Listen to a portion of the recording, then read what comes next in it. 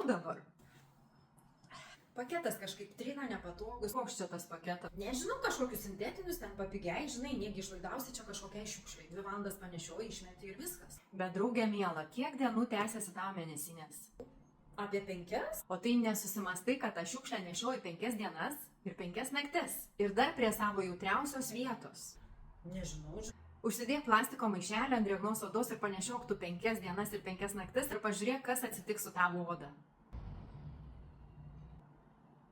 Tai nenuostabu, kad tau viskas ten šunta, trina, nemalonu, dar ir infekciją gali kokią įsivaryti. Net nesusimaščiau apie tai.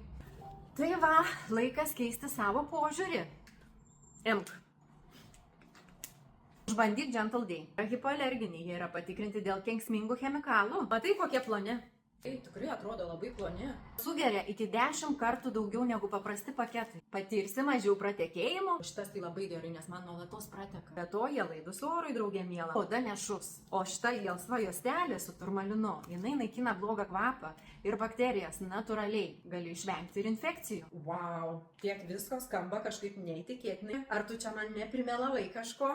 Išbandyk ir patikėsi. Prisijaukinsi menstruacijas ir tu.